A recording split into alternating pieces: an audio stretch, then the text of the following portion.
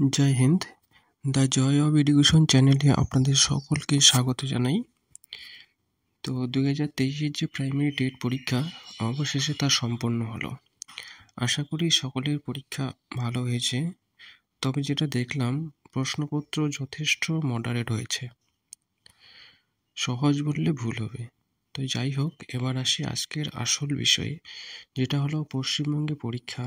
আর এতে প্রশ্নপত্র সোশ্যাল মিডিয়ায় পাওয়া এটা এক স্বাভাবিক ব্যাপার হয়ে গেছে। তাই প্রাইমারি টেট পরীক্ষা প্রশ্নপত্রের ক্ষেত্রেও একই কাণ্ড দেখা গেল। পরীক্ষা শুরু হয়েছে 12টায়, কিন্তু কিছুক্ষণ পরেই প্রায় 1টা নাগাদ সোশ্যাল মিডিয়ায় ভাইরাল হয়ে ঘুরছে টেট পরীক্ষার প্রশ্নপত্র। তাহলে কোথায় গেল এত নিরাপত্তা ব্যবস্থা, যেখানে পরীক্ষার্থীদের জলের বোতল পর্যন্ত ঢুকতে দেওয়া হয় না? তাহলে কেউ মোবাইল নিয়ে ঢুকলো কেমন করে? আদৌ কি সেটা কোনো পরীক্ষার্থী করেছে? এই প্রশ্নপত্র নিয়ে কি বললেন পর্ষদ সভাপতি গৌতম পাল। ওনার কথায় এটাকে প্রশ্ন লিক বলা যেতে পারে না, কেননা পরীক্ষা শুরু হওয়ার 1 ঘন্টা পরে সোশ্যাল মিডিয়ায় ভাইরাল হয়েছে। এবং পর্ষদের ডেপুটি সেক্রেটারি পার্থ কর্মকার বলেন, প্রশ্নপত্র ফাঁস নিয়ে কোনো অভিযোগ জমা পড়েনি। তারা জানানই না যে প্রশ্নপত্র সোশ্যাল মিডিয়ায় ঘুরছে। তবে এরকমটা হলে অবশ্যই তদন্ত করে দেখা হবে বলে জানান। তবে প্রশ্ন হলো, এই প্রশ্নপত্র নিয়ে গাফিলতি কার এবং কোথায়?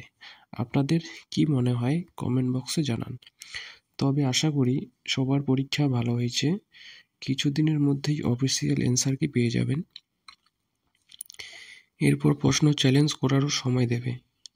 কোনো প্রশ্নের উত্তর অফিসিয়াল অ্যান্সার কির সাথে মিল না হলে এবং সেটার উত্তর আপনার অন্য মনে হলে উপযুক্ত প্রমাণ দিয়ে চ্যালেঞ্জ করতে পারবেন।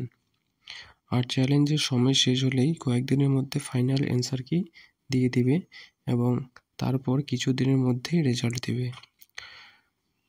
মোটামুটি 1 থেকে 1.5 মাস ধরে নিন, এর মধ্যেই রেজাল্ট বেরিয়ে যাবে। তো সবাই একটু অপেক্ষা করুন, আপনাদের জন্য ভালো কিছু সংবাদ আসতে চলেছে।